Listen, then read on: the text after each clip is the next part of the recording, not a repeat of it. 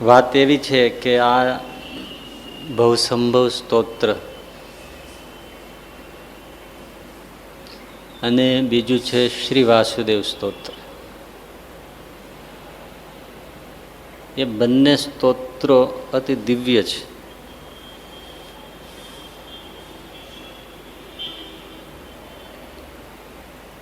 એમાં શ્રી વાસુદેવ સ્તોત્ર તો અતિ ગહન છે. ઘણું એમાં તત્વજ્ઞાન છે.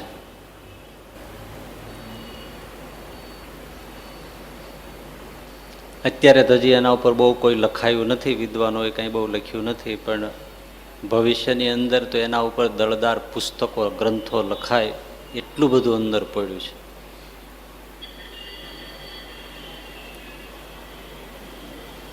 જો કરવા ધારે તો એક શ્લોક ઉપર એક કથા થાય, 7 દિવસની એક કથા થાય એટલું અંદર હોય. એટલું છે, એક એક શબ્દમાં એટલું ભર્યું છે.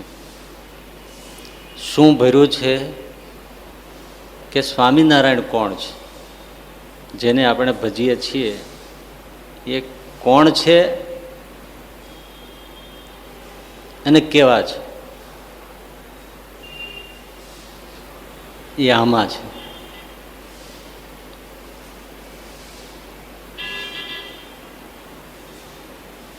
ભગવાનના 2 સ્વરૂપ છે, રૂપ અને સ્વરૂપ.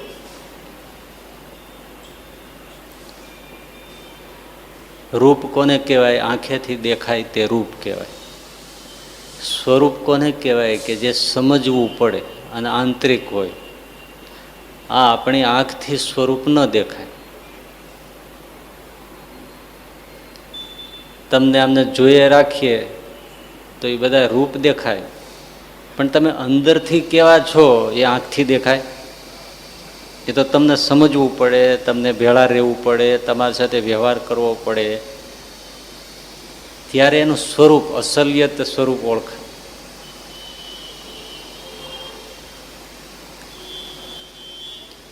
સફરજન છે તો એ ગોળ છે, લીલો અથવા લાલ રંગનું છે, એનું રૂપ છે. પણ સફરજનની અંદર કેટલું કેલ્શિયમ છે, કેટલું પાણી છે, કેટલું લોહ તત્વ છે, એ એનું સ્વરૂપ છે.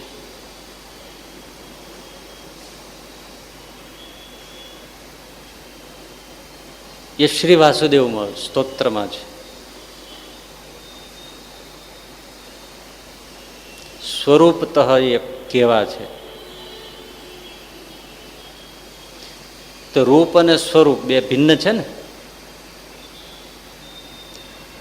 એવી રીતે ગુણ અને નિર્ગુણપણું એ ભિન્ન છે.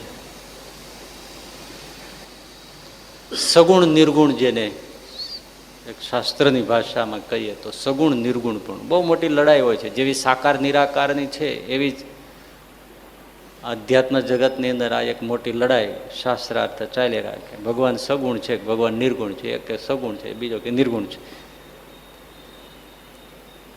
પણ આ બધા ઝઘડનારાઓને જો પક્ષપાત ન હોય તો વચનામૃતમાંથી જે જવાબ મળે એ વિશ્વના કોઈ સાહિત્યમાં ન મળે. ભગવાન સ્વામિનારાયણ એમ કહે કે ભગવાનનું સ્વરૂપ તો સગુણે ન કહેવાય, નિર્ગુણે ન કહેવાય. સગુણ નિર્ગુણ તો એનું કોઈક અલૌકિક ઐશ્વર્ય છે, અને ભગવાનનું સ્વરૂપ તો એથી પર છે. હવે આ ક્યાં મળે? સગુણ નિર્ગુણપણું તો અક્ષરમાં છે બધું. અક્ષર તત્વને સગુણ કયો, નિર્ગુણ કયો, એ બધી ત્યાં લડાઈ કરી રાખો.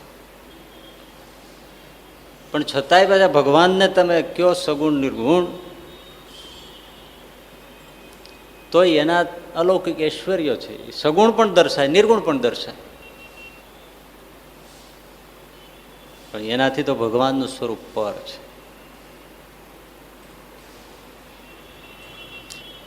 તમને યાદ તો ન રહે, પણ આ તો જાણવા માટે કે જે લોકો નિરાકારપણે ભગવાનની ઉપાસના કરે છે, કોઈ રૂપને નથી માનતા, ખ્યાલ તો છે ને એવો કે ભગવાનને કોઈ આકાર નથી, ભગવાન તો નિરાકાર છે, ભગવાન ક્યાં નથી. જો આકારમાં બાંધીએ તો ભગવાન સીમિત થઈ ગયા. ભગવાન સર્વત્ર છે, સચ્ચિદાનંદ છે. નિરાકાર છે. એ જ અખંડ છે. આકાર તો ટળી જાય. આકાર જેટલા નામ એનો નાશ. પણ આપણે ત્યાં બેયની ઉપાસના થાય છે. સાકારની પણ થાય છે ને નિરાકારની પણ થાય છે. સાકાર લ્યો એટલે સાથે નામ આવે. રામ રામ કરો, કૃષ્ણ કૃષ્ણ કરો, શિવ શિવ કરો, રાધે રાધે કરો, રાધે કૃષ્ણ કરો, સ્વામિનારાયણ સ્વામિનારાયણ કરો. તો સાકાર આવે એટલે નામ આવે, સાકાર આવે એટલે સામે રૂપ આવે. 4 ભુજાઓ છે, શંખચક્ર ગદા પદ્મ છે, દ્વિભુજા છે, એકમાં મોરલી રાખી છે, વગાડે છે, બીજા હાથથી ઝીલી રાખી છે. ભગવાન રામ હોય તો એક હાથમાં સારંગ ધનુષ છે, બીજા હાથની અંદર આશીર્વાદ આપે છે. શ્રીજી મહારાજ હોય તો એક હાથ આશીર્વાદ આપે છે, એક હાથમાં ફૂલ છે. રૂપ આવશે. તો નામ અને રૂપથી પણ ઉપાસના કરી કરીને અનેક લોકો તરી ગયા છે.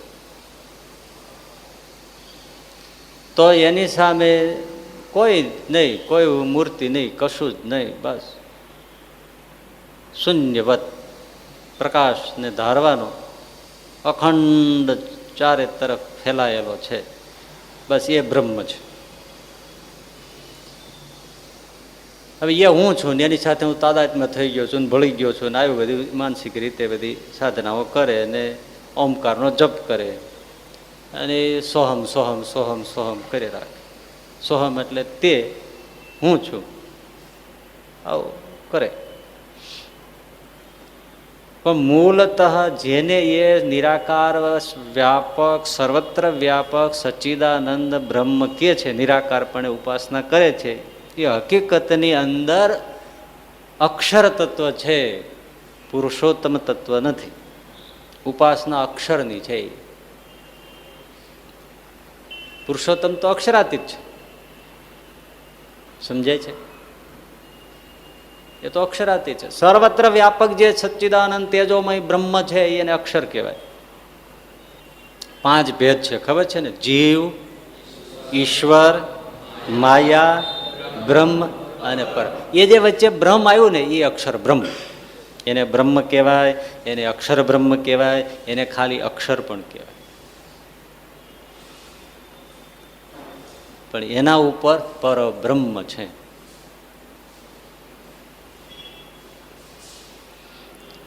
એટલે ભગવાનની ઉપાસના તો દૂર જ છે નિરાકારીઓને માટે. મજાની સાચી ને સારી વાત એ છે કે જે નામ રૂપની ઉપાસના કરે છે તો એને સર્વત્ર વ્યાપક જે અક્ષર બ્રહ્મ છે એ તો ભગવાનની આધીન છે. તો એનું પણ એને દર્શન થાય છે અને અક્ષરથી પર અક્ષરાતીતનું પણ દર્શન થાય છે. એટલે બહુ જે પેલા ન હોય તો એ બહુ સમજે ને તો ખ્યાલ આવે છે કે ભાઈ નામ રૂપની ઉપાસના કરો તોય તમે નિર્ગુણ રસઈ પામી શકો છો. મને સૌથી ગમતા હોય એવા જે નિરાકારવાદીઓ હોય છતાં આપણને ગમે અને એ બીજા એને પણ સમજવા હોય તો એવા બધા અમુક વ્યક્તિઓ બહુ સારા જ છે, ઉત્તમ છે. જેમ કે રામકૃષ્ણ પરમહંસ, એ વેદાંતી જ છે, પણ રૂપની ઉપાસના કેવી અદ્ભુત, મૂર્તિની ઉપાસના કેવી, કેટલી એમ, છતાંય પાછા ભળી જાય છે. મૂર્તિની ઉપાસના છે જ, એ વેદાંતી જ છે. વેદાંતી એટલે નિરાકાર બ્રહ્મ તત્વને વિશેષ માને એવો એક રૂઢ પ્રયોગ થઈ ગયો, એને વેદાંતી કહેવાય. કે જે નામ રૂપમાં ને એમાં પછી માને નહીં, એને વેદાંતી કહેવાય.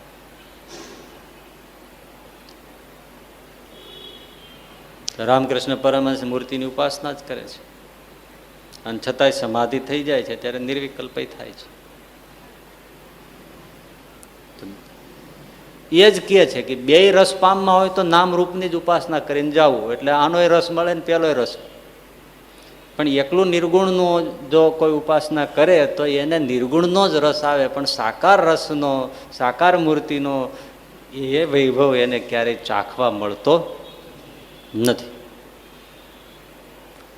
હું તમને તમારી રીતે કહું, કેરી તમને ભાવે? કેરી ભાવે? અત્યારે જ નહીં મળે. ભાવે છે બરાબર, તો તમને ખબર છે રસપુરી ભાવે? ભાવે ને. કેરી ચૂસીને ભાવે? એનો એક અલગ ટેસ્ટ છે. સરસ મજાની કેસર કે પેલી હાફૂસ રાજાપુરી અને કેસર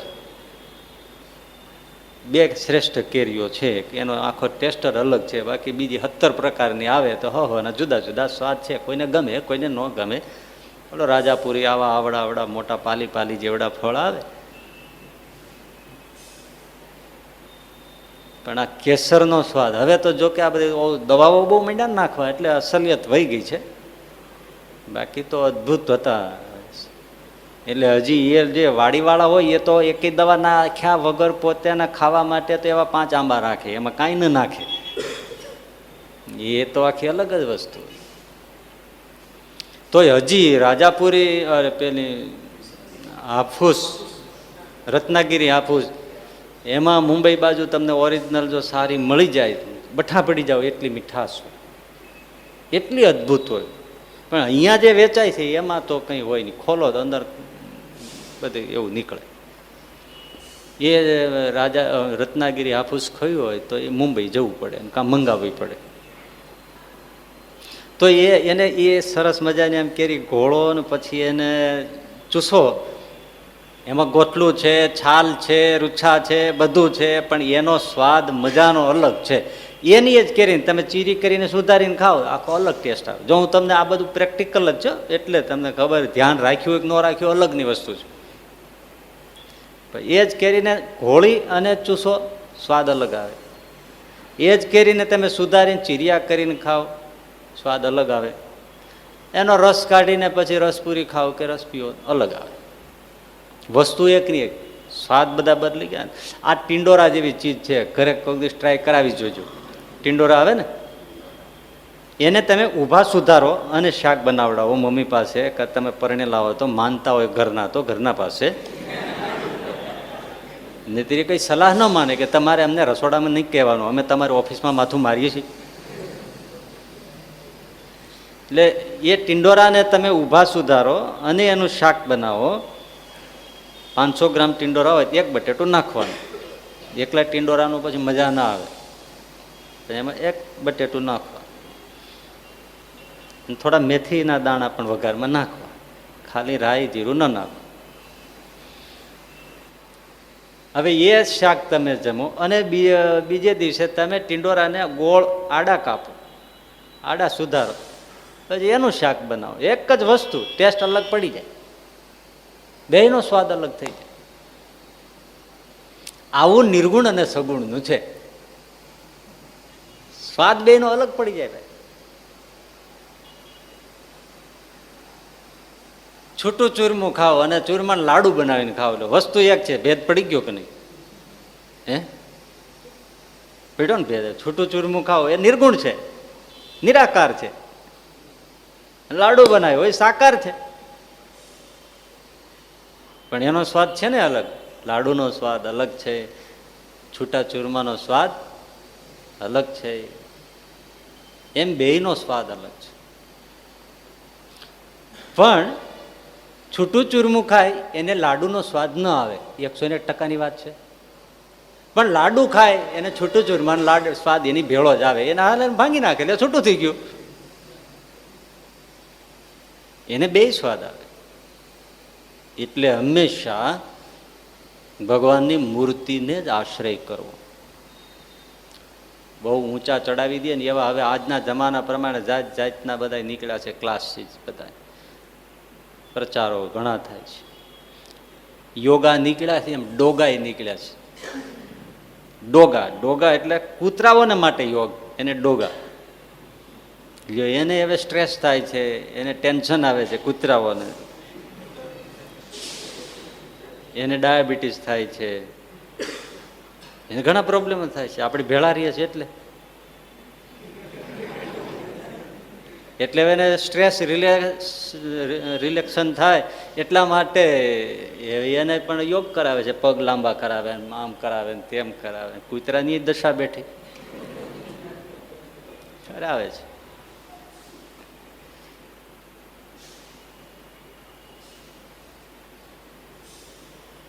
એટલે એવી ઘણી બધી બાબતો હજી નીકળશે. નાક આમે પકડાય અને આમે પકડાય, પણ આમ પકડે એમાં શું તાજુબી? એ તો છીંક આવે ને શરદી આવે તો આખો દી આમ પકડીએ જ છીએ. પણ આમ પકડીને કોઈ લે તો કે હા એમાં કંઈક છે. બસ આ ખેલ છે, બીજું કંઈ નથી. માર્કેટ એના ઉપર જ ચાલે છે ને આખો. તમને કંઈક નવું કરીને આમ કરી નાખે એટલે પછી એની જ વસ્તુ. જો ને એ માણસ છે ને એ દરેક વસ્તુમાંથી આજે કંટાળો એટલે સહેલામાં સહેલી વસ્તુ કંટાળો થઈ ગઈ. 5-5 મિનિટમાં મારે બોર થઈ જાય. 5-5 મિનિટમાં બોર થઈ જાય. બોર એટલે મહિને એને ઘરમાં સોફા બદલવા પડે. ઓઈલો હોય આ ખૂણા મૂકે નવું લાગે એટલે હાશ થાક ફેરવે રાખે. અહીંથી આમ અહીંથી આમ. આ ઘરનું ઓલા ઘરમાં ઠોકડી આવે, ઓલા ઘરનું આ ઘરમાં ઠોકડી આવે. ચાદરો બદલે, ચાદરોના પડદા કરે, પડદાની ચાદરો કરે.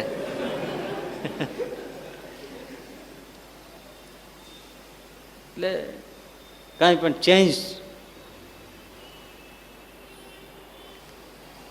ચેન્જ જોઈએ, નહીં તો રસ નથી. જૂની રીતમાં આપણે જીવતા ને બપોરે બાજરાના રોટલા ને સાંજે એ કોઈ દી ગામડાના ખેડૂત કંટાળતા નહીં. હવે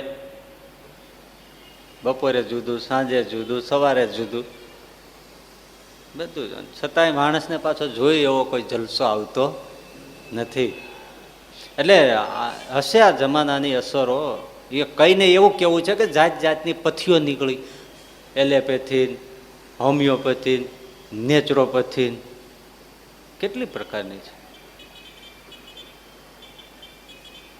તો માણસ હાજો નથી થતો.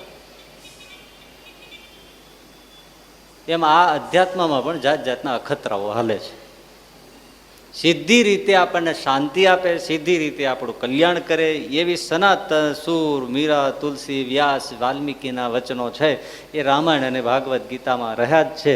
એમાં ચરિત્રો છે. એ રસ્તે કોઈને શ્રદ્ધા આવતી નથી.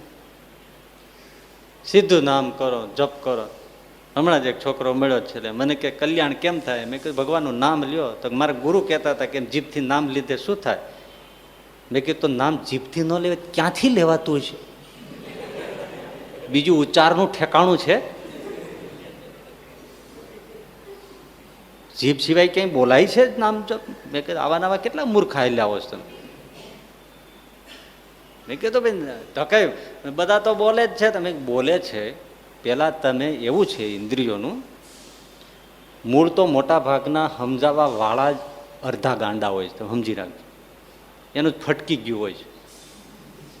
હા,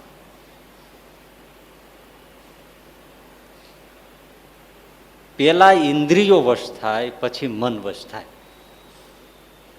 ઇન્દ્રિયો વશ ન થાય એ પેલા મન વશ ન થાય. તમે ફિલ્મ જોયા જ રાખો ને મન વશ કરો, થાય? હે રૂમઝૂમ બાજે પાયેલિયા જનનન, પછી કે માનસી પૂજા કરવીશ. થાતી હશે? થાય ભાઈ? પેલા તમે એ જોવાનું બંધ કરો, ઇન્દ્રિયોથી ભોગવવાનું બંધ કરો, પછી મન વશ થાય.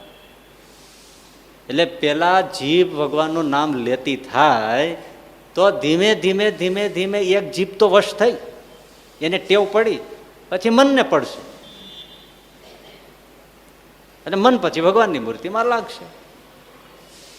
એટલે મેં કીધું તમે જીભથી નામ લ્યો, પછી મન લાગે, પછી મૂર્તિમાં થાય. તો મને કે 17-18 વર્ષનો છોકરો હતો. મને કે એમ તો મને સમાધિ લાગે છે.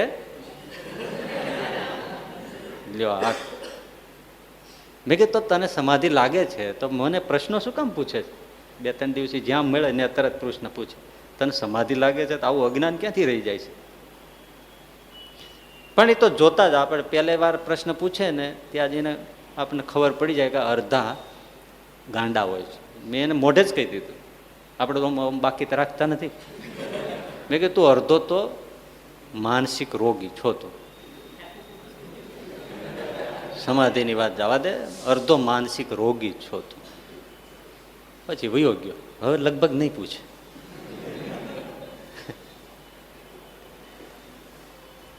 એટલે આવા હોય છે, આવા ગુરુઓ બધા એવા હોય છે, એ ભટકાવી દે.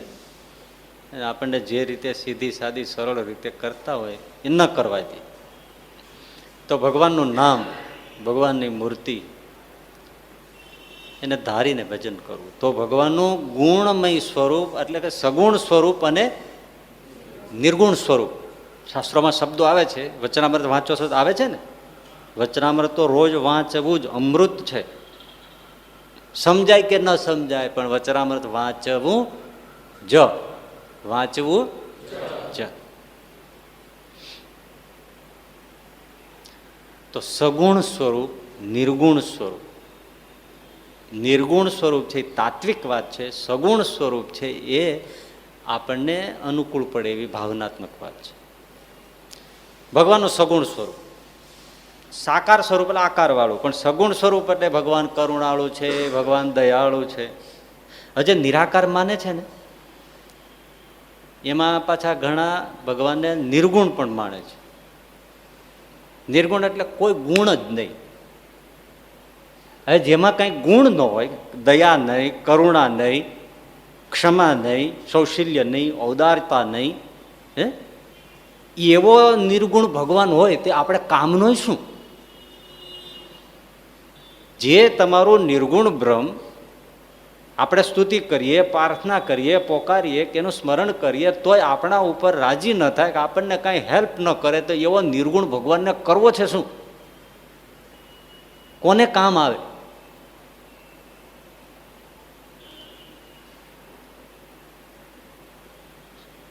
છતાંય હાલે છે. જો બધા ગુણ કાઢે. ભગવાન સગુણ, એની જ ઉપાસના કરવામાં ફાયદો છે.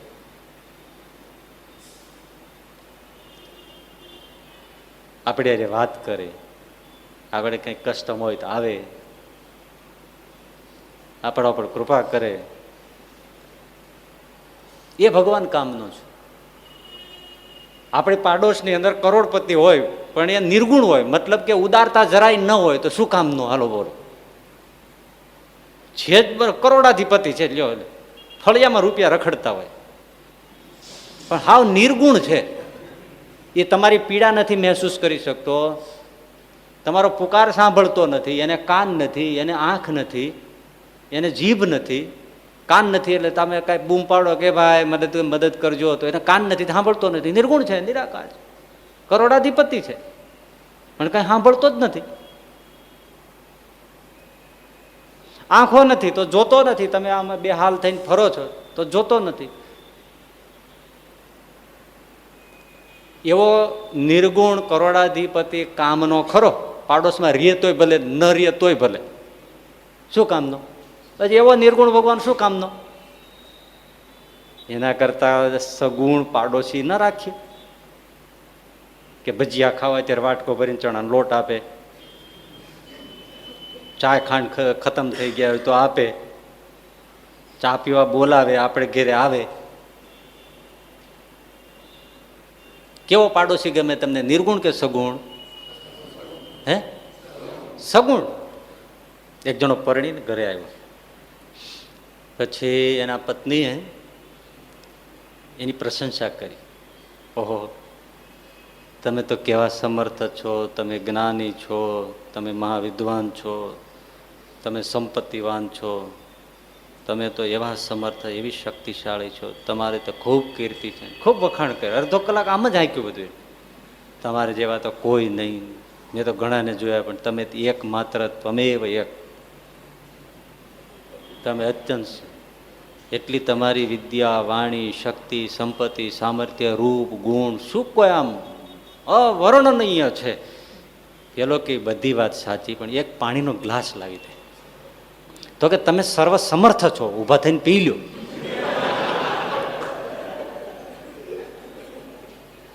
આવી નિર્ગુણ બાઈ ખપે ખરી કોઈને? કે તમને સરસ મજાના કેળાના ભજીયા કરી, સાથે સરસ ટમેટાનો સોસ ચટણી હોય અને બાજુમાં છાશનો ગ્લાસ, અને શેકેલો સરસ મજાનો અડદનો મસાલાવાળો પાપડ આપે, એવી પત્ની ખપે કે આવી પ્રશંસા કરે, નિર્ગુણ પ્રશંસા એવી ખપે. કયો સગુણ પત્ની ખપે કે નિર્ગુણ? સગુણ. તો આપણે ભગવાન કેવો જોઈએ? સગુણ જ જોઈએ. આપણી હારે થાળીમાં જમવા આવે, મહારાજ નીકળ્યા તો ગોંડલની અંદર વાસણ સુથાર, એમના ઘરવાળા, લગભગ એનું નામ ગંગાબા, બાજરાના રોટલા બપોરના ઘડે એટલે બનાવે. એ તો આમ મને આમ ક્યારેક શીખવાનું મન થાય, પણ હવે એ તો ગયું નહીં. આમ આ રોટલા નથી આવડતા. પેલા રોટલા તમે 3 તાવડી હોય તો પોગી જાય, દોરો ન દે, 3 તાવડીઓ મેકારે ચડી જાય રોટલા 3, પાટલી ઉપર ફાવે. આ એક ટેકનિક છે ગજબ. આપણે તો કટકાથી નેઠું જ પડી જાય બધું. એટલે એ રોટલા બનાવે, એમાં નાખી રોટલો ફૂલાયો ને એવો રોટલો. ક્યારેક તો રોટલા આપણી સામે આમ છાતી કાઢીને દાંત કાઢે, આપણી ઠેકડી ઉડાડતા હોય, ઉડાડે ને એટલા ફૂલતા હોય, ફાટી જાય પડખેથી, એવા દડા થાય. એટલે એવો સરસ આમ લીલવણી બાજરા ને દેશી એ વખતના, સરસ રોટલો ફૂલ્યો. ભગવત ભક્ત એને કહેવાય કે જે સારી ચીજ વસ્તુ જોઈને એને ભગવાન અને ભગવાનના ભક્તો યાદ આવે. બજારમાં ડોંગરેજી મહારાજ પણ આ બહુ સરસ ઘણી વાર કહેતા હોય કે તમારું વૈષ્ણવપણું એ જ કે તમે બજારમાં ગયા હો અને તમે સરસ મજાની સાડી જુઓ તો તમને એમ થાય કે આ રાધાજીને અર્પણ કરીએ મંદિરમાં તો બહુ સરસ થાય, તો તમે વૈષ્ણવ. પણ સારી સાડી દેખાય ને તમને એમ થાય કે આ હું મારી પત્નીને આપું તો અમે ડાન્સિંગ પાર્ટીમાં જઈએ ત્યારે આ સારી લાગે તો તમે સંસારી. સીધું સાદું સૂત્ર. હવે આપણે જ્યાં જ્યાં ફરીએ ત્યાં આપણને કોઈ સારી વસ્તુ દેખાય ત્યારે આપણને ભગવાન યાદ આવે કે પરિવારના બધા સભ્યો યાદ આવે, એમાં ભગવાનના ભક્તપણોનો ખ્યાલ આવી જાય.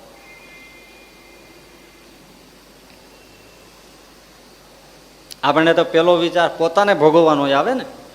સરસ મજાની આ તમે જો તો કોઈને ખાલી કડવું લગાડવાની વાસ્તવિકતા, માઠું ન લગાડવું. અહીંયા જે ઠાકોરજી પાસે ફળ ફૂલ આવતા હોય લગભગ આવડામાં આવડા સફરજન, રસ વગરની નાનામાં નાની મોસંબી અને દાણામાં ઠળિયા સિવાય કાંઈ ન હોય એવા દાડમ,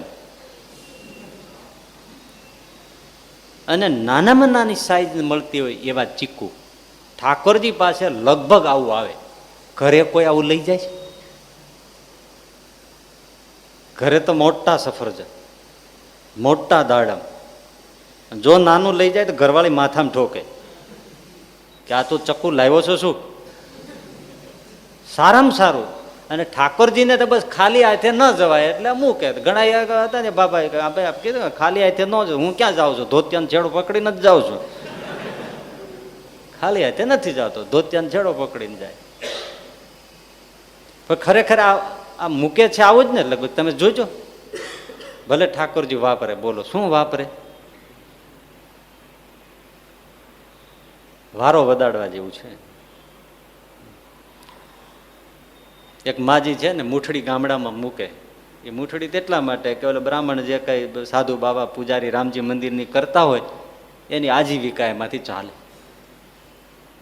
એટલે મૂઠડી મૂકે ને પછી લક્ષ્મીનારાયણ દેવને પ્રાર્થના કરે, અરે ભગવાન કાંઈક દયા કરો, ગરીબ છું, આમ છે તેમ છે. 6 મહિના સુધી આમને મૂઠડી મૂક્યા રાખે, પ્રાર્થના કરે. એકવાર ભગવાને લક્ષ્મીજીને કીધું કે આ બિચારા માજી રોજ પ્રાર્થના કરે છે, તમે પધારો એમ એને ઘેરે, તમે જાઓ ને. લક્ષ્મીજી કે મારે તો ઘણું જવું છે પણ એની મૂઠડીમાંથી કાંકરા વીણવામાં નવરી થાવ તો જાવ ને. મૂઠડીના કાંકરા એટલે મૂઠડી એટલે અનાજ જે મૂકે જુવાર બાજરો, એમાંથી કાંકરા વીણવામાંથી નવરી થાવ તો પછી એને ઘરે જાવ ને.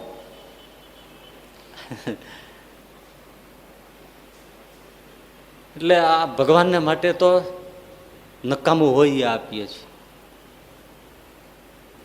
પણ શ્રેષ્ઠ વસ્તુ એ છે કે શ્રેષ્ઠ આપે. અને વાતે સાચી ને, તમને દીકરો વાલો હોય તો તમે ભૂખ્યા રહીને છોકરાને સારામાં સારું આપો ને. તો એવું ઠાકોરજી માટે થાય તો ભગવાનના ભક્ત, નહીં તો છોકરાઓના ભક્ત, પરિવારના ભક્ત. ભક્ત તો બધા છે જ. કોઈ ધનના ભક્ત છે, કોઈ સ્ત્રીના ભક્ત છે, કોઈ દીકરાઓના ભક્ત છે, કોઈ મિત્રોના ભક્ત છે, કોઈ ખુરશીના ભક્ત છે ને? ભક્તો તો છે. તો પેલા વાસણ સુતારના ઘરના રોટલો બનાવતા હતા અને એવો રોટલો ફૂલ્યો તો સીધો એને એમ ન થયો કે આ રોટલો હું મારા ધણીને ખવડાવું તો રાજી થશે. તો એમેય ન થયું કે મારા છોકરાને ખવડાવું. તે એમેય ન થયું કે આજે હું જ આને એક બાજુ રાખીને પછી નિરાંતે જમી લઈશ. એને એમ થયું આહા હા, આમાં આ રોટલામાં ઘી ભરી અને શ્રીજી મહારાજ હોય ને જોઈને જમાડ્યા હોય ને, ઓહો, બસ બસ બસ. પણ હવે ક્યાં હોય આ રોટલો? પણ એને હાંભરે રાખ્યું. બીજો ને ત્રીજો ને એમને રોટલા બનાવતા ગયા ને મૂકતા ગયા. એમ 10 મિનિટ થઈને ત્યાં હોકારો થયો, ગંગા! અરે આ તો મહારાજનો ઘેરો ને ઊંચો સ્વાદ હતો, નિષ્કુળા હાદ હતો, અવાજ, સ્વર. નિષ્કુળાનંદ સામે ભક્ત ચિંતામણીમાં લખ્યું છે એ કે ઊંચો સ્વર ને ઘેરો અવાજ દૂરથી સાંભળીએ ને ત્યારે એમ લાગે કે મહારાજ આવી ગયા છે. કેવો અવાજ હશે એમનો, એક્સ્ટ્રા ઓર્ડિનરી અવાજ. અવાજ નિષ્કુળાનંદ સાહેબ ઊંચો અને ઘેરો અવાજ બોલે ખબર પડી જાય કે મહારાજ આવ્યા છે. એકદમ ઊભા થઈને આવ્યા, અરે મહારાજ તમે? હા, આ નીકળ્યા હતા, બપોરનું ટાણું થઈ ગયું, ભૂખ લાગી છે, ત્યાં ગંગાને ત્યાં જમતો જાઓ, તે તૈયાર હોય મને દઈ દે. મહારાજ પ્રેમ છે એ વસ્તુ અલગ છે ને. તો ગામડામાં તમે જોયું છે કે પહેલાં તો માટીની જ કોઠીઓ, માટીના જ વસ્તુઓ વધારે રહેતી ને, તો પેલો કબાટ જે દૂધ દહીં મૂકવાનો ને એવું બધું હોય ને એ માટીના બનાવતા લોકો, કોઠલા કહેતા એને. માટીથી જ બનાવ્યું, એમાં ખપાટો રાખી અને પછી એને પડથી આમ બનાવી અને એને માટીનું જ કર્યું હોય. વચ્ચે ક્યાંક સુરેન્દ્રનગર વાળાએ ક્યાંક માટીમાંથી એક વોટર કુલર બનાવ્યું હતું, એર કન્ડિશન પણ બનાવ્યું હતું, એવું બધું આવ્યું હતું. પછી આ ફ્રીજ પણ બનાવ્યું હતું. વેચાતું હોય મળતું હોય તો ખબર નહીં, જોઈજો લેવું હોય તો. એ હવે નહીં, ઉનાળામાં એડવર્ટાઇઝ આવશે. એ કોટલો માટીનો, એના ઉપર મહારાજ બેસી ગયા, એક પગ નીચો એક અડધો પલાઠી વાળી અને બેસી ગયા, લાવ મને દ્યો જમવા. અરે મહારાજ રોટલો જ છે તો પછી જે રોટલા ને અરે જે હોય દઈ દો. એટલે ઉપરનો ગરમ ગરમ જ આપ્યો. લ્યો મહારાજ આવતો, મારો રોટલો આપો. અરે આ બધું મહારાજ તમારું જ છે? તો કે ના ના. તો બીજો આપે, એ નહીં, મારો રોટલો આપો. ત્રીજો ઉતલાય, એ નહીં, મારો રોટલો આપો. ચોથો હતો એ આપ્યો. એ યાદ એને રાખ્યું ને, બનાવતા તો એ ભૂલી ગયા. આપણે ભૂલી જાય છે પણ એ ભૂલતા નથી.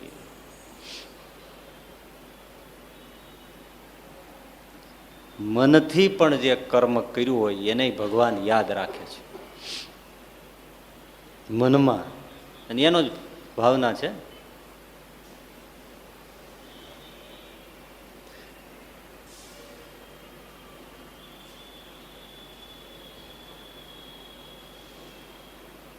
પાંડવો દ્વારિકા ગયા, વનવાસની દશા હતી. 12 વર્ષ કાઢ્યા હતા ને એ. રસ્તામાં જો ભગવાન પાસે કંઈક મૂકવું જોઈએ, આપણી પાસે કંઈ છે નહીં. ઇન્દ્રપ્રસ્થના એક વખતના રાજા મહારાજા હવે વનમાં ભટકે છે, આરે દ્રૌપદી છે. તો એમાં રસ્તામાં એક આંબો દેખાણો, તો એની કેરી એક સરસ મજાની લટકતી હતી, એ તોડી લીધી. કાંઈક મૂકવું ને ભગવાનને. જેવા શ્રી કૃષ્ણ ભગવાન પાસે આવ્યા ને પગે લાગ્યા, કેરી મૂકી. એટલે ભગવાન કીધું, તમે 6 જણા ચોર છો ને અહીંથી નીકળી જાઓ, મને તમારું મોઢું બતાવતા. અરે મહારાજ અમે શું એવું ચોરી કામ કર્યું? તો કે આ કેરી ક્યાંથી લાવ્યા? એ રસ્તાને કારણે આંબો હતો, તેમાં પછી અમારે કંઈક મૂકવું તો ખરું ને, કાંઈ હતું નહીં તો ખાલી હાથે કેમ આવું? એ આંબાનું વૃક્ષ એ તમારું હતું? તો કે ના, અમારે તો કાંઈ છે જ નહીં, હવે હાવ પહેરેલા કપડા થઈ ગયા છે. તો માલિકને પૂછ્યું તું તો ભીમ ઉતાવળો થઈને કે એમાં માલિક હતોય નહીં, ઓછવાનું શું હોય, રસ્તાને કાંઠે લટકતી હતી તે તોડી લીધી.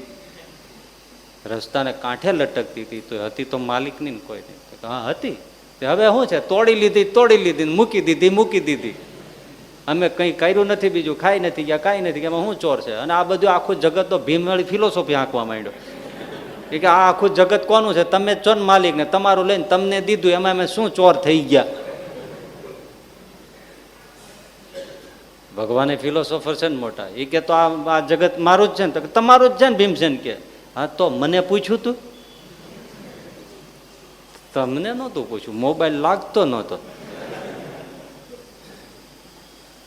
એક જણો ઝાડવે ચડીને મોબાઈલમાં વાત કરે, એટલે કે ન્યાય કેમ ચડ્યું, કે તું એટલે ચડ્યો તે ટાવર પકડાણો.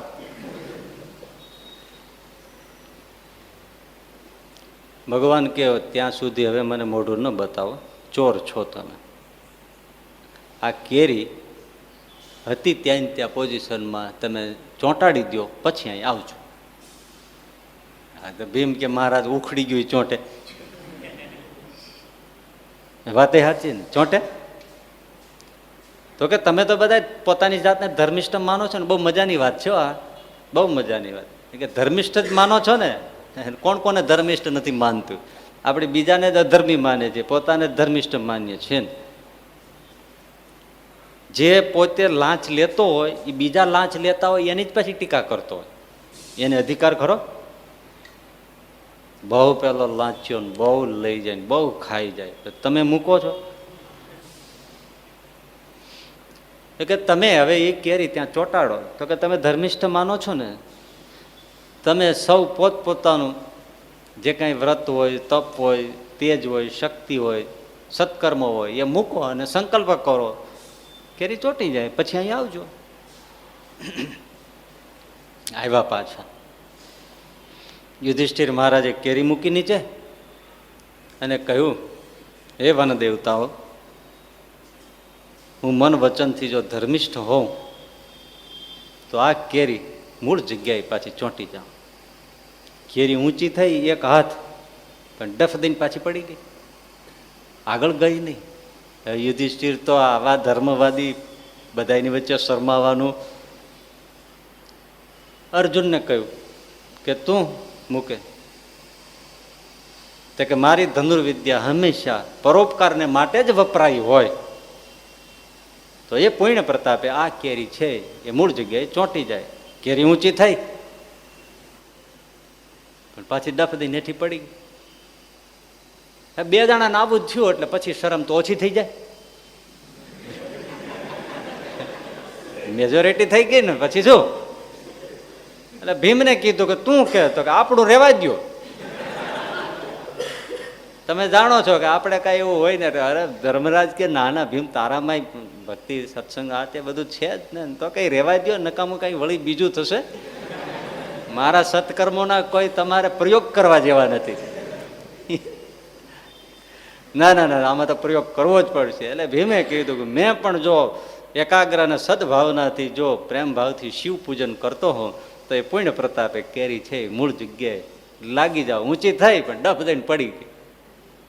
એનો મતલબ તો એ છે કે આ બધા અમુક અંશે તો ધર્મિષ્ઠ છે, પરોપકારી છે, શિવ પૂજનમાં એટલે શિવ ભક્તિ કે ભગવત ભક્તિ વાળા છે. નકુલને કીધું તું, એટલે નકુલે સંકલ્પ કર્યો કે મેં સાચા દિલથી જો ચારેય ભાઈઓની માની બધાની સેવા કરી હોય, સેવક ભાવથી કોઈ અહમ લાવ્યા વગર, તો આ કેરી એને મૂળ જગ્યાએ લાગી જાય. ઊંચી થઈ પણ પડી નહીં. સહદેવને કીધું કે તું તો હું ત્રિકાગ્ન હોવા છતાં એક જ્ઞાનનો મેં મારા માટે ક્યારેય ઉપયોગ ન કર્યો હોય તો એ પુણ્ય પ્રતાપે કેરી મૂળ જગ્યાએ લાગી જાવ. કેરી ઊંચી થઈ. આ એક એકના વાક્યમાં કેટલું વ્યાખ્યા ભરેલી છે ને. ધર્મરાજની વ્યાખ્યામાં, અર્જુનના વચનમાં, ભીમના વચનમાં, નિકુલના વચનમાં અને સહદેવના વચનમાં. ત્રિકાળ જાણતા હોય છતાં પોતાના માટે ઉપયોગ ન કરવો. કેરી ઊંચી થઈ પડી ગઈ. હવે દ્રૌપદીનો વારો આવ્યો અને દ્રૌપદીએ સંકલ્પ કર્યો કે 5 પતિ હોવા છતાં પાંચેયની વિશે સરખો ભાવ હોય અને પછી કોઈ દિવસ ક્યારે એવા ભાવથી બીજા ભાવથી વિકાર પણ ન આવ્યો હોય તો આ કેરી મૂળ જગ્યાએ લાગી જા. પતિવ્રતાનો આ એક આખો ચમત્કાર બતાવવાનો હતો. કેરી ઊંચી થઈ મૂળ જગ્યાએ આંબાની ડાળે લાગી ગઈ, ચોંટી ગઈ, તાળીઓનો ગડગડાટ થઈ ગયો, પણ હવાનો ઝોંકો લાગી તો ગઈ જ, પણ હવાનો ઝોંકો આવ્યો, કેરી ડફ દઈને હેઠી પડી ગઈ. એટલે એ તો લાગી ગઈ, કેરી ચોંટી ગઈ, ઝૂલતી થઈ ગઈ, વધારે પવન આવ્યો પણ કેરી પાછી તૂટી ગઈ. એટલે ભીમ કે બસ લ્યો હવે આપણે કઈ તોડી નથી, આ જો દડીને રસ્તામાં આવી આની આ પાછી લઈ જાય. એની કેરી લઈને પાછી ભગવાન પાસે મૂકી, લ્યો મહારાજ હવે વાંધો નહીં, રસ્તામાં આવી હતી મૂકો. રસ્તામાં જડે એ ઠાકોરજીનું હોય, દેવ મંદિરમાં અર્પણ કરી દેવું, પણ રસ્તામાં જડે ઘર ભેગું ન કરવું, એ આ કથામાં કહેવામાં આવે છે. પણ 5 પાંડવોને તેમ હતું જ, આનંદ હતો કે અમારા સતી દ્રૌપદી એમણે લાજ રાખી, પણ દ્રૌપદીને ચેન નહોતું. એ એકવાર કેરી લાગી ગઈ પછી તૂટે જ કેમ, આ એને અફસોસ હતો. એટલે પછી બધા આઘા પાછા થયા ને, એટલે ભગવાનને કીધું કે મારે 5 મિનિટ તમારી મુલાકાત જોઈએ છે. તે પૂછો ને, તો કે મહારાજ મને આંખમાં આંસુ આવી ગયા. એમ કીધું કે આ કેરી તૂટી કેમ, ઉખડવી જ ન જોઈએ. ત્યારે ભગવાને કીધું ખોટું ન લગાડતી, પણ તારા પતિવ્રતાના ભાવમાં થોડી કચાશ છે એટલે કેરી ઉખડી ગઈ. દ્રૌપદી કે મહારાજ એવું તો બને નહીં. તો કે બીજો કોઈ એવો ભાવ નથી, પણ અસમાનતાનો ભાવ છે. કેમ? તો કે તમે જંગલમાં જતા હતા, તને એકવાર કાંટો વાગ્યો, એ કાંટો કાઢવા માટે અર્જુન એના તીરથી ખૂબ મથ્યો, છતાં એ કાંટો નીકળતો નહોતો, તને ખૂબ વેદના થતી હતી, યાદ છે? તો કે હા. ત્યારે તારા મનમાં આજથી 4 વર્ષ પહેલા એમ સંકલ્પ થયો હતો કે 5 પતિ હોવા છતાંય મારી આ કાંટા જેટલી વેદના કોઈ ટાળતું નથી, એના કરતાં કોઈક એકને પરણી હોત તોય સારું હતું. આવો સંકલ્પ થયો હતો? તો હા થયો હતો, એટલે કેરી તૂટી ગઈ. હવે આવી બધી માનસિક નોંધ રાખનારો ઠાકોરજી છે, એટલે કીધું મારો રોટલો આપો. અને એ 4થો રોટલો નીચેથી આપ્યો, અને એ રોટલો મહારાજ પ્રેમથી, જેમાં એ પ્રસાદીનો આજે પણ ગોંડલ મંદિરના પ્રદક્ષિણામાં તમે ફરો એટલે એ બતાવે છે, ઘર છે, એ કોટલો છે, એ મકાન, એ જગ્યા, એ બધું બતાવાય છે, રાખ્યું છે, સાચવું છે. તો સગુણ ભગવાન હોકારો કરે ને આવે, નિર્ગુણ તો કોઈ સાંભળતો નથી. તો ભગવાન કેવા જોઈએ છીએ? સગુણ. કલ્યાણકારી ગુણે યુક્ત એટલે ભગવાનનું સગુણ પણ. અનેક કલ્યાણકારી ગુણ છે, અને એ જ ગુણ કે જેની આપણને આવશ્યકતા છે. દુર્ગુણોનો લેશ નથી, સદગુણોનો કોઈ પાર નથી. પણ પોતાના ભક્તો માટે, મુમુક્ષુઓ માટે પોતે જે ગુણોનો પ્રકાશ કર્યો એ ભક્તએ ઓળખવા જોઈએ. તો આટલું કીધા પછી મારે એ કહેવાનું છે કે તાત્વિક રૂપે ભગવાન સ્વામિનારાયણ કોણ અને કેવા, એ શ્રી વાસુદેવ સ્તોત્રમાં છે. અને આપણે જેને ભજીએ છીએ એમાં કેવા કેવા કલ્યાણકારી ગુણ છે એ ભવસંભવ સ્તોત્રમાં છે. એટલે આપણે જેને ભજીએ છીએ, સ્વામિનારાયણ સ્વામિનારાયણ જપ કરીએ છીએ, એ કેવા છે એ જાણવા માટે આ ભવસંભવ સ્તોત્ર અદ્ભુત છે. ગુણની દ્રષ્ટિએ કેવા કલ્યાણકારી ગુણ છે, કેવી આપણા ઉપર એમણે કૃપા કરી છે. હવે એ મારે આજે તમને શીખવવાનું હતું, અને એના અર્થો, એમાં કંઈ જે ભાવ આવે એ સમજવા જેવા છે.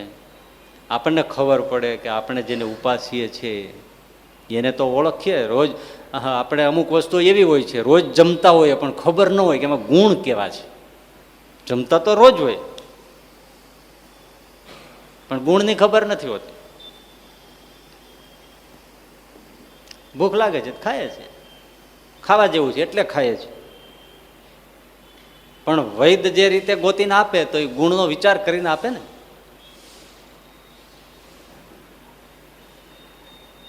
જાણીને જે ખાય. તમને સફરજન તો આપે જ, મીઠું લાગે, પણ પછી એમ કે કેલિફોર્નિયાથી આવ્યા છો. હે, હવે સફરજન તો એનું એ જ હતું. કેલિફોર્નિયા નામ દીધું તો 4 આંખો કેમ થઈ ગઈ? એટલે કે અહીંયા બેઠા ક્યાંથી મળે એમ. કેલિફોર્નિયાનું સફરજન આપણને ક્યાંથી ખાવા મળે એનો આનંદ. બજારમાં એક જણો વેચતો હતો, કાશ્મીરના સફરજન આવી ગયા છે, કાશ્મીરના સફરજન આવી ગયા છે. ડોશીમાં કે મુવા ન્યા ન વેચાણા અમને ભટકાડવા આવ્યો.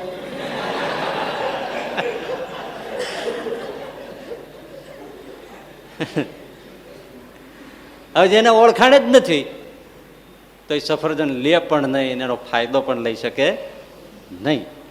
પણ જેને એનો અર્થ સમજાય છે, કાશ્મીરના સફરજન ત્યાં નથી વેચાણા એટલે નથી વેચવા આવ્યા, પણ ત્યાંનો લાભ તમને મળે એટલા માટે કાશ્મીરમાંથી ખરીદીને આ લોકો આપણા આંગણા સુધી લાવ્યા છે.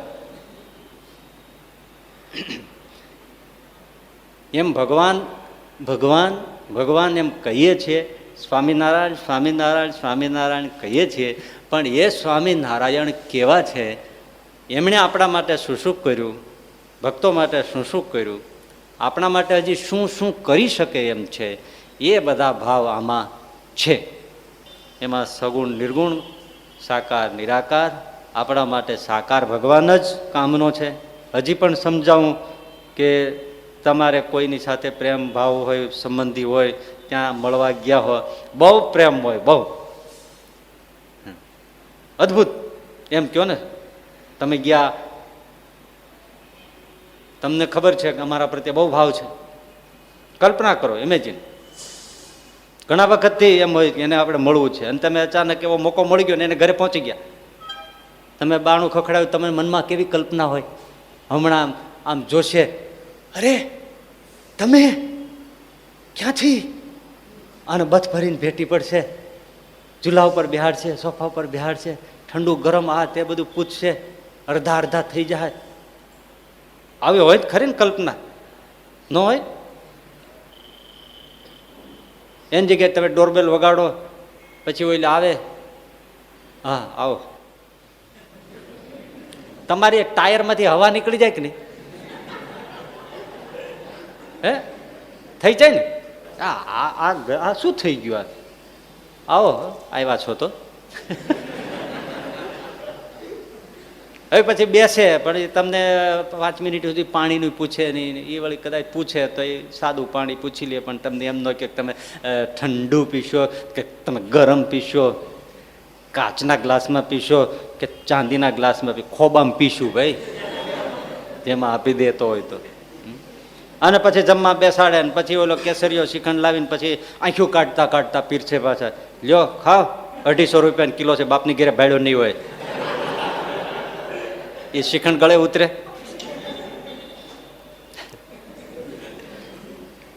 પ્રેમ છે, પણ પ્રેમ સાકારિત થવો જોઈએ, એનો આકાર થવો જોઈએ, એ સગુણ થવો જોઈએ. હસે, બોલાવે, હાથ પકડે, બેસાડે, ખબર અંતર પૂછે, આ સગુણ થયો ને પ્રેમ. પછી સરસ મજાની કઈ ભોજન નાસ્તો લાવે, આ પ્રેમે આકાર ધારણ કર્યો વાનગીઓ રૂપે. એમ ભગવાન ગમે એટલો નિર્ગુણ નિરાકાર હોય તો ભલે એમ ઘેરે રહ્યો, પણ આપણને આવો એમ ના કે, આપણે બીજો ભાવ ન પૂછે, એ ભગવાન આપણે શું કરો, ભજો તોય ભલે, ન ભજો તોય ભલે. એટલે વિશ્વની અંદર મોટામાં મોટી જો હાસ્યાસ્પદ વાત હોય ને તો ભગવાનને નિર્ગુણ કેવો ને એ. તાત્વિક રીતે કહેતા હોય તો અલગ વસ્તુ છે. કેમ કે માયાનો કોઈ ગુણ નથી એમાં, તો નિર્ગુણ ભાવનું સાચો. સાચો અર્થશાસ્ત્રનો આ જ છે કે સગુણ એટલે કલ્યાણકારી ગુણોથી ભરેલો. અને નિર્ગુણ એટલે કે માયાના ગુણેથી બિલકુલ રહિત, માયાના કોઈ દોષ નહીં, નાશવંતપણું નહીં, દુઃખપણું નહીં, ક્રૂરતાપણું નહીં, પરિવર્તનશીલ નહીં, અવિનાશી, એ બરાબર. માયાના દોષ એનાથી રહિત એ નિર્ગુણપણું. અને કલ્યાણકારી ગુણોથી ભરેલો એનું નામ સગુણ. એ સાચો અર્થ. ભવસંભવ ભીતિ ભેદનમ સુખ સંપદ કરુણા નિકેતનમ વ્રતદાન તપ ક્રિયાફલમ સહજાનંદ ગુરુમ ભજે સર. જો કેવા છે સહજાનંદ સ્વામી, જેને આપણે ભજીએ છીએ, એ આ 3 ટુકડામાં પહેલામાં કીધું. હવે એનો વિસ્તાર સમજવાનો છે. આપણે જેને ઉપાસીએ છીએ તો સમજવું તો જરૂરી. આ તો અસલ અમૃત છે. શું આમાં કોઈ પાણી નાખવાની કેવી કોઈ વાત નથી. છોકરાને સ્કૂલમાં સાહેબે પૂછ્યું કે મને ઘણીવાર સાહેબ કહે વિચાર આવે છે, આ વરસાદ હમણાં જ વરસે છે પણ ભગવાન કેવો આનંદ આવે, પણ જો પાણી હોત જ નહીં તો આપણું શું થાત? છોકરો કે તો સાહેબ દૂધ ચોખ્ખું મળત.